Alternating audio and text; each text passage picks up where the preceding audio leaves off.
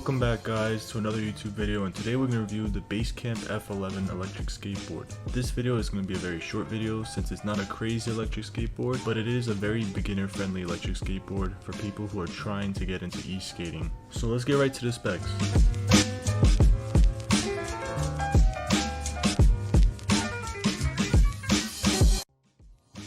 For dimensions, this board is 29.1 inches in length, 9 inches in width, and 5 inches in height. The board pretty much has the same size as other cruiser decks, and it has a really good height as well for jumping on curbs or getting off curbs. And the deck uses an 8-ply maple deck. The wheels are 90mm by 51mm, 85 durometer, standard urethane wheels, also nothing crazy at all. Pretty standard wheels for the e-skate market, and 90mm wheels are pretty much the standard for e-skate wheels these days, as they could roll over pretty much almost everything on the street, and they're really fun to ride. Now please note, it is a single motor, so it will make a difference if it was dual motor, but keep in mind, if it was dual motor, they would have to shrink the battery size down a little bit to save costs, or else the board wouldn't be around $200. And with dual motors, it would probably drain the battery even quicker, which I will talk about later.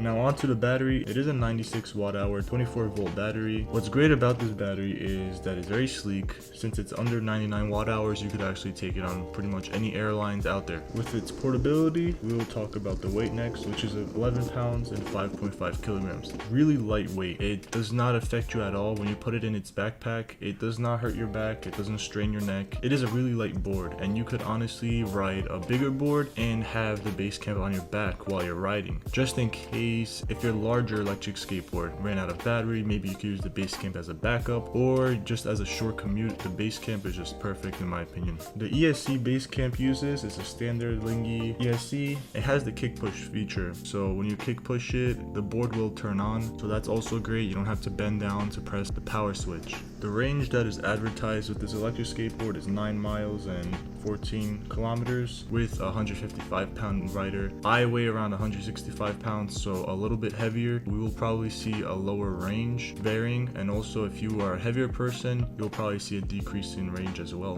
The hill climb with this board is 10%. This board doesn't have that hill climb capability, so you would have to kick push the board, which actually helps a lot. In my opinion, this board is more of a hybrid board than an electric skateboard, especially for hill climbing, because it actually really helps. When you kick push up those hills, it helps a lot when you full throttle with the remote as well. It gives you like that boost. Max load this board can handle is 220 pounds, which is pretty good. I mean, there's no point really for a 200-pound rider. I probably recommend them a little bit more expensive budget board ranging around $400, because this board is very fun at cruising, but acceleration wise are fairly okay. It doesn't really stop you right at the moment, and the acceleration won't really jolt or anything. It's just a nice casual, gradually increasing acceleration.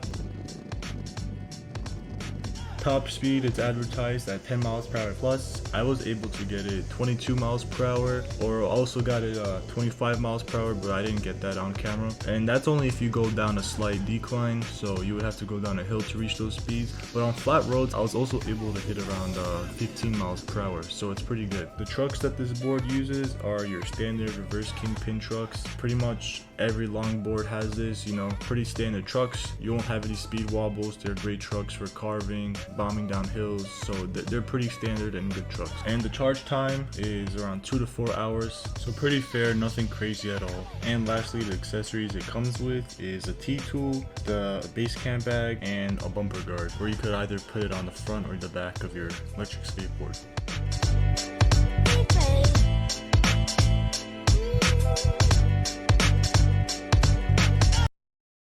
Now with the specs out of the way, we're gonna do 2 tests, very basic tests, a top speed test and a range test. So let's get right into that. So top speed test, we went down a 20% incline hill, and the fastest speed my brother hit was 22 miles per hour. It is a good top speed. You could probably go faster because there's no resistance with the hub motor, because it's only one hub motor, not 2 hub motors. So it's actually less resistance. So the board really free rolls down the hill. I was able to hit it 25 miles per hour. You could probably hit hit it even faster if you went down a steeper hill. But overall, riding on flat roads, like I mentioned earlier, you will hit around 10 to 15 miles per hour, and when you go up a hill, it'll probably be a little slower, like 5 miles per hour to 10 miles per hour, depending on the hill climb. Now let's talk about the range test. For the range test, I had the remote on speed mode 4 and brake mode 4, and I got around 8.2 miles of range, which was pretty fair. I thought I would get around 4 miles of range or something, because most advertised boards, the range isn't really what you expect. It's really if you would go 5 to 10 miles per hour the whole ride on a really nice day, no hills, etc. So I was pretty surprised, and it's also because it's a single hub motor, so it doesn't really drain out the battery, so that's another plus. So pretty good range. I'm not disappointed at all. This board is definitely great for short commuting and getting here and there around the city, or just going to the deli or grocery store to get something real quick.